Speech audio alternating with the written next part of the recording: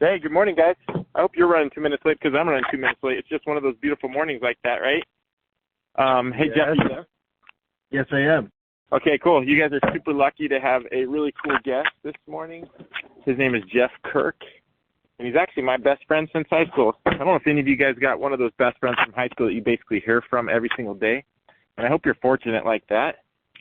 I'm like I am to have Jeff in my life. So one thing that you realize is that you kind of hang out with people that your wife like, and so you can only hope and pray that your best friend marries someone really cool, because then your wife will like to hang out with their wife.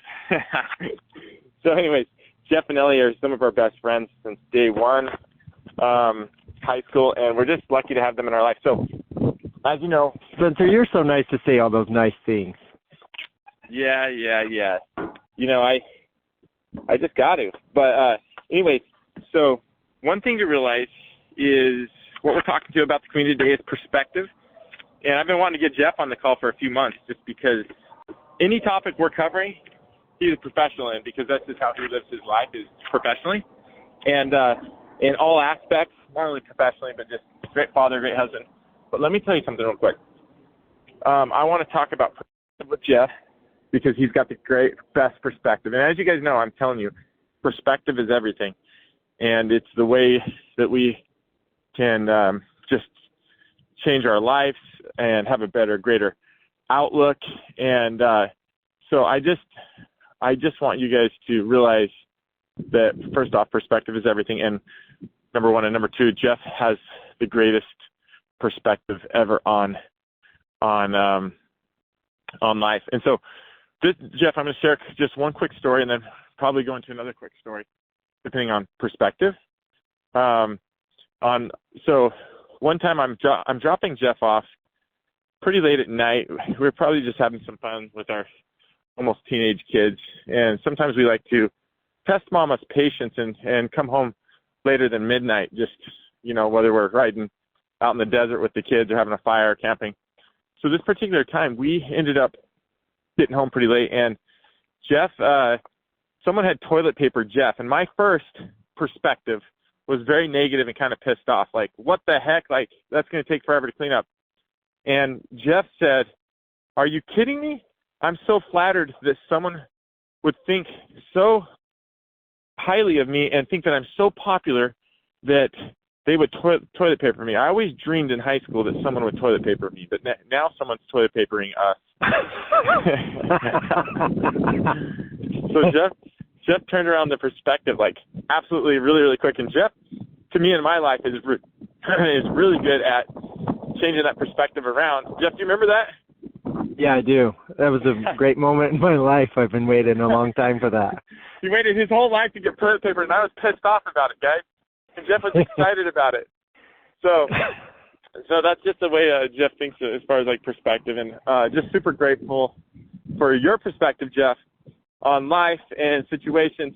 And while I'm on my soapbox here, I'll let you talk a little bit, because they probably want to hear from you more than me, because they hear from me every single morning for a few minutes.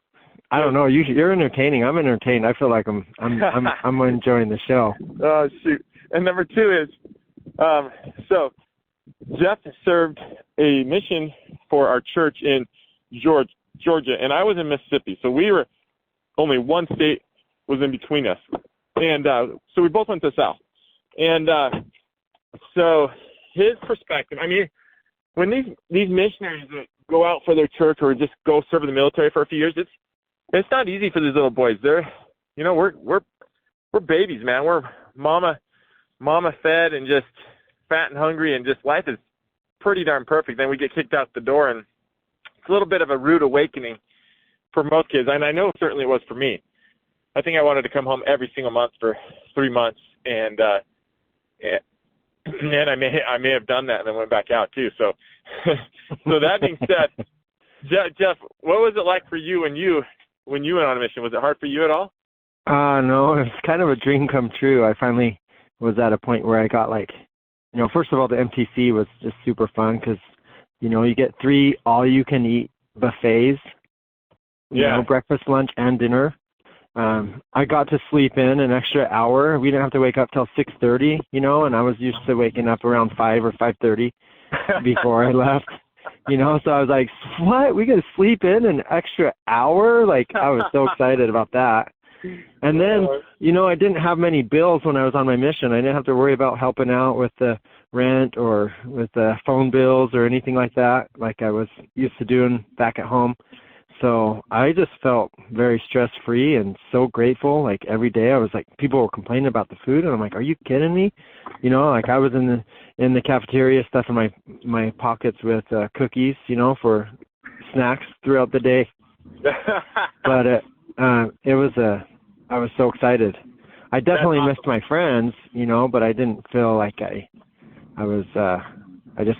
felt like I pushed the easy button in life all of a sudden, and I was like, then this is pretty easy for me.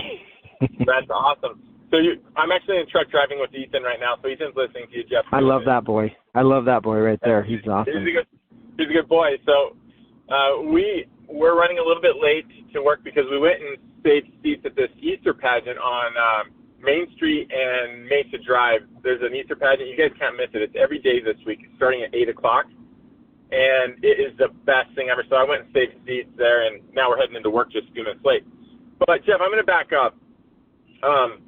You said MTC. Most people probably aren't going to know what MTC is. So when you serve a mission, you go into this training center, missionary training center called MTC. And and let me back up even further. So Jeff was raised by a single mom, and that's why he mentioned, hey, you know, helping out with some of the bills around the house and just being the man of the house. He was the only son and the oldest son, so he took a lot of responsibility on his shoulders. That's why he's waking up and we're going to work at 5 or 5:30, right? So now when he gets to sleep in till 6:30, that's perspective. And so I've always just had a lot of respect for Jeff's perspective. You know, there's another guy actually I served with in my mission, Jeff, that that he actually went to military boot camp, and it was one of these boot camps where they dropped you off in the middle of the desert in a mountain with just a few survival things, and you didn't get picked up either for 2 weeks or 30 days, something crazy like that.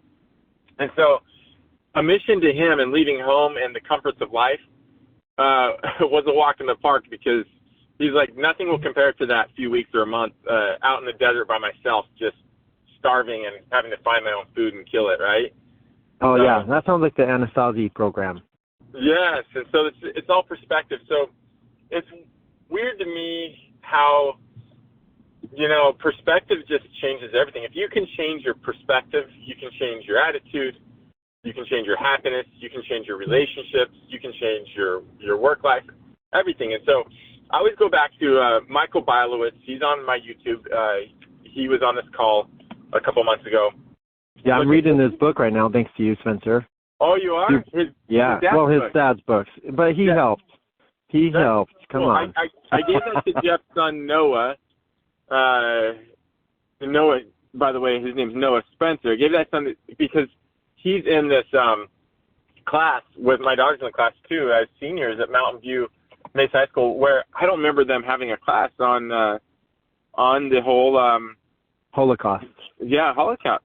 Yeah, I don't remember having a class like this. So I gave it to Noah, Jeff's son, to read, and now it sounds like Jeff's reading it.